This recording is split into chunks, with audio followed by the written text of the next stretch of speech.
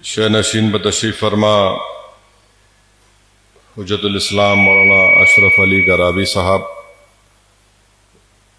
میرے بھائی وہ رکن پارلیمان حاجی محمد حنیفہ جان صاحب،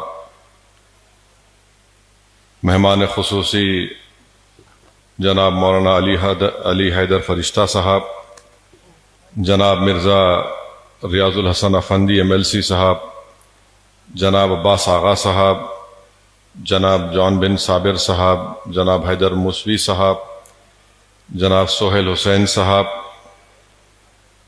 جناب ہاشم علی مرزا صاحب جو چیئرمین ہیں، نواب میر سعادت علی خان صاحب ڈائریکٹر، اور اس کا آرگنائزر یام شیعہ اسلامک TV چینل ہے، اور شہ نشین تشریف فرما معزز علماء اکرام، معزز حاضرین اکرام، میں سب سے پہلے منتظمین کو مبارکباد دیتا ہوں کہ انہوں نے اس طرح کا 5واں شیعہ نیشنل اسلامک کوئز کمپٹیشن کا انعقاد عمل میں لایا، اور میرا ماننا یہ ہے کہ اس طرح کے کوئز کمپٹیشن سے نوجوان نسل میں ان میں ایک تیاری پیدا ہوتی ہے، ان میں ایک جہتی پیدا ہوتی ہے، اور ان لوگوں کو اس طرح کے کوئز کمپٹیشن میں حصہ لینے سے ان کو اس بات کا فخر محسوس ہوتا ہے کہ وہ مسلمان ہے،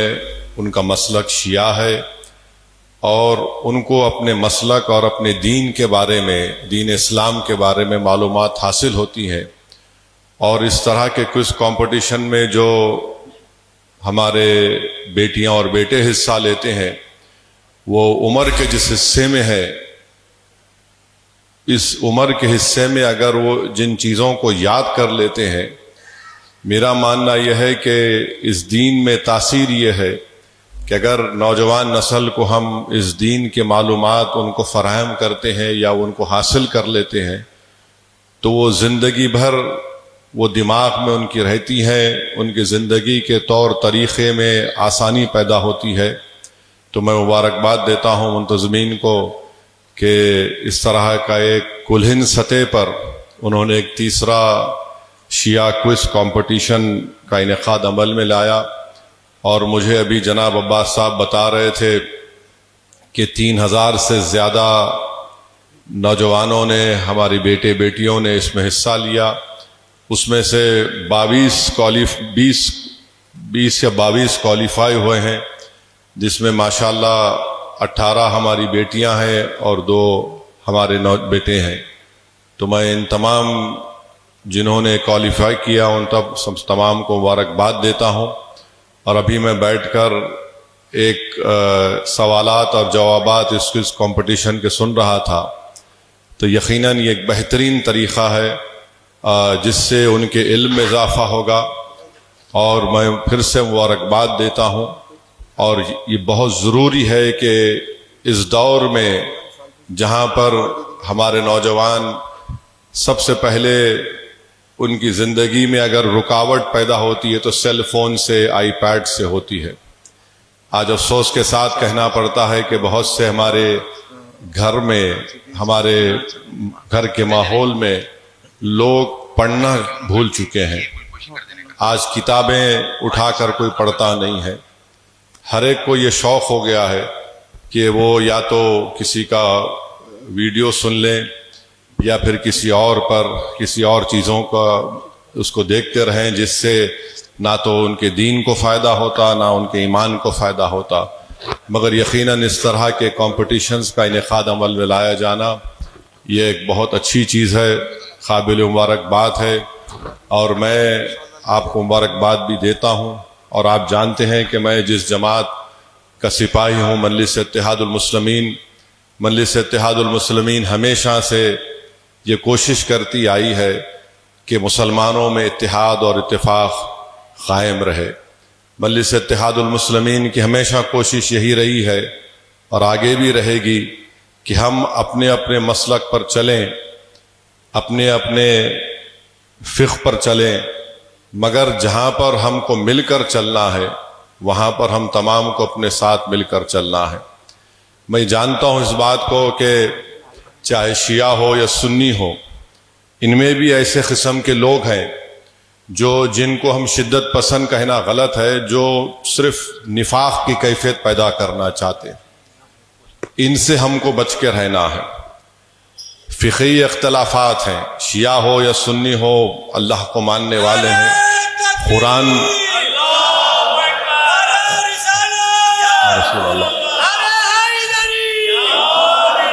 قرآن کو ماننے والے ہیں. اب قرآن کے بارے میں آج سے تھوڑے دن پہلے دلی میں ایک صاحب میرے پاس آئے تھے اور بولے کہ میں آپ کی ایک تقریر سنا جو یہیں پر شاید تقریر ہوئی تھی. ہمارے مرحوم دوست عباس صاحب جب زندہ تھے تو خیر آ کر بڑی گفتگو کرے اور بولے کہ نہیں آپ کو نہیں معلوم شیعوں کے بارے میں. بولا کیا نہیں معلوم؟ تو بولے نہیں صاحب آپ جاتے ہیں. میلا ایک بات سنیے، آپ کو کیا معلوم ان کے بارے میں؟ تو خیر وہی حماقت پاگل پنے کی بات گفتگو کیے. تو ان کا نام میں لکھ کے رکھا. نہیں خیر اب بولوں گا تو مشکل ہو جائیں گی. تو خیر میں ان سے قرآن کے بارے میں بات ہو رہی تھی تو وہ ہمیشہ وہ بولے نہیں وہ 40 سورے ہے. میرا کام ہے. کون بولے؟ میلا ایک بات سنو، یہ میرے گھر میں دلی میں تفسیر المیزان ہے اور جس کو علامہ طباطبائی لکھے ہیں، میلا اس میں وہ لکھ رہے ہیں کہ یہ 30 پارے اللہ کا کلام ہے. اب اس سے بڑھ کے اور کیا ہو سکتا؟ اس سے بڑھ کے اور کیا ہو سکتا ہے؟ نہیں نماز، مطلب نماز 5 وقت کی ہے، ملا کے پڑھتے. مطلب آپ کو جب نہیں معلوم تو آپ پڑھو، مگر آپ صرف شر پیدا کرنا چاہتے ہیں اختلافات پیدا کر کے. تو یہ بہت ضروری ہے کہ لوگ سمجھیں ایک دوسرے کو. جب اللہ کو ماننے والے ہیں، رسول صلی اللہ علیہ وسلم کو آخری نبی ماننے والے ہیں، صحابہ کرام کو ماننے والے ہیں، اہل بیت کو ماننے والے ہیں، اور یہ ہمارے ایمان کا حصہ ہے اہل بیت کو ماننا. اسے تو کوئی انکار نہیں کر سکتا. میں پہلے بھی کہا ہوں، آج بھی کہہ رہا ہوں کہ مسلمانوں میں فقہی اختلافات ہو سکتا ہے شیعہ سنی میں، مگر اہل بیت کی محبت پر تو اختلاف نہیں ہو سکتا اور نہ کبھی ہو سکتا ہے. اور اگر جو کوئی اہل بیت کی محبت سے اختلاف کرے گا تو پھر اس میں رہے گا کیا؟ کھوکھلا ہو جائے گا وہ. تو یہ کوششیں ہم کو کرنا ہے، ایسے طاقتوں سے ہم کو ہوشیار رہنا ہے جو ہماری نظریں ہمارے دین کے دشمن سے ہٹانا چاہتی، جو ہمارے اسلام کے دین کے دشمن ہے، جو ہماری تہذیب تمدن ہمارے اتحاد کے دشمن ہے. اور یہی بات جو میں آپ کے سامنے کر رہا ہوں یہ کوئی نئی بات نہیں ہے. یہ ہمیشہ مجلس اتحاد المسلمین یہ بات کرتی آئی ہے. اور میں پھر سے آپ تمام سے اپیل کر رہا ہوں کہ ہندوستان میں اگر آپ دیکھیں گے صحیح معنوں میں کئی مسلم اراکین پارلیمان کامیاب ہوئے، مگر میں یہ بات جناب حنیفہ صاحب کی موجودگی میں کہہ رہا ہوں جو لداخ سے MP بنے ہیں اور انڈیپینڈنٹ کینڈیڈیٹ تھے. تو اس پوری بھارت کی پارلیمنٹ میں جو 4% مسلمان MP جیت کر آئے، اگر حقیقی معنوں میں جو پورے مسلمانوں کے شیعہ سنی کو ووٹ حاصل کیے، ایک اسد الدین اویسی ہے، دوسرے حنیفہ صاحب ہیں. کیونکہ ان کی کامیابی آسان کامیابی نہیں تھی حنیفہ صاحب کی، بلکہ پوری پارلیمنٹ میں جتنے MPs کامیاب ہوئے، میری نظر میں اگر آپ 5 اراکین پارلیمان کو نکالیں گے تو میں کہوں گا کہ حنیفہ صاحب کی سب سے بڑی کامیابی تھی.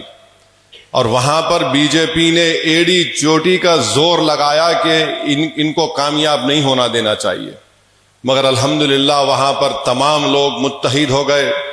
وہاں پر شیعہ کے 2 گروپ تھے، وہ بھی متحد ہو کر، سنی مسلمان بھی جو تھوڑے موٹ ہے وہاں پر سب متحد ہو کر ایک انڈیپینڈنٹ کینڈیڈیٹ کو پارلیمنٹ کے الیکشن میں کامیاب کرنا، یہ ایک بہت بڑی بات ہے. میں ان کو مبارکباد دیتا ہوں اور ماشاءاللہ سے ان کے پاس ایک تڑپ ہے اپنے پارلیمانی حلقے کے تعلق سے. بڑی کوششیں کرتے ہیں پارلیمنٹ میں اور ہم بھی حنیفہ صاحب کے ساتھ ہیں. میں ابھی ان سے بات کر رہا تھا.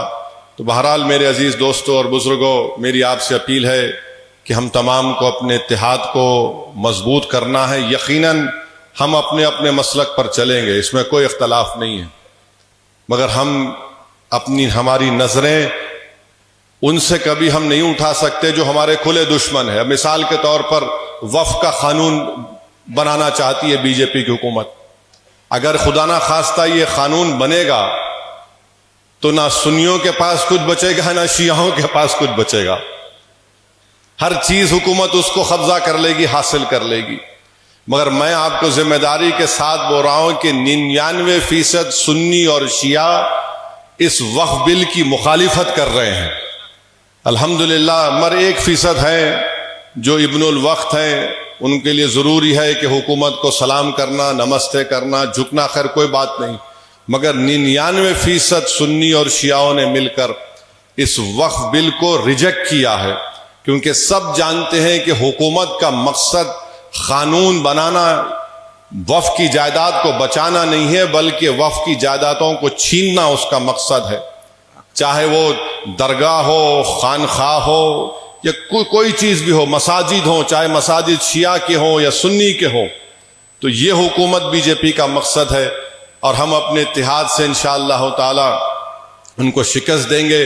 اور مجھے یقین ہے کہ آپ کے اور ہمارے دلوں میں جو اہل بیت کی محبت ہے، جس کے بارے میں حدیث شریف میں آیا کہ اللہ کے رسول صلی اللہ علیہ وسلم نے فرمایا کہ میری آل کشتی نوح کی طرح ہے، جو اس میں سوار ہو گیا وہ بچ گیا، جو نہیں سوار ہو گیا وہ ہلاک ہوا۔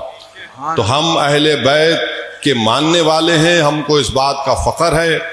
اور قرآن کریم میں جو اللہ فرمایا کہ وَاعْتَصِمُوا بِحَبْلِ اللَّهِ، امام جعفر الصادق نے اس کی تفسیر میں کہا کہ وہ اللہ کی رسی اہل بیت ہے، تو ان کو تھام لو۔ تو میرے عزیز دوستوں اور بزرگوں، اللہ ہمارے اس اتحاد کو دائم اور قائم رکھے۔ اور میں آپ کو مجلس اتحاد المسلمین کے جانب سے کہہ رہا ہوں کہ جو ہمارے بزرگوں نے جس اصول کو قائم کیا تھا وہ آج بھی ہمارے لیے مشعل راہ ہے اور کل بھی مستقبل میں رہے گا۔ تو آپ تمام کو بہت بہت شکریہ۔ اللہ سبحانہ و تعالی ہم تمام کے اختلافات کو اللہ کم کرے، اور میری اللہ سے خاص طور سے دعا ہے کہ جو طاقتیں فلسطینیوں کی مدد کر رہے ہیں اور جو طاقتیں اسرائیلیوں کو ختم کرنا چاہتے ہیں، اللہ سبحانہ و تعالیٰ ان کو اس مقصد میں کامیابی دے انشاءاللہ تعالی۔ اور اللہ سبحانہ و تعالیٰ جو طاقتیں اس فلسطینیوں کو ایک آزاد مملکت کے طور پر دیکھنا چاہتے ہیں، جو آپ کا اور ہمارا دیرینہ خواب ہے، اللہ ہماری زندگیوں میں مسجد اقصی اور بیت المقدس کو ان ظالموں کے چنگل سے اللہ آزاد کر دے۔ میں پھر سے آپ کا شکریہ ادا کرتا ہوں۔ وآخر الدعوان الحمدللہ رب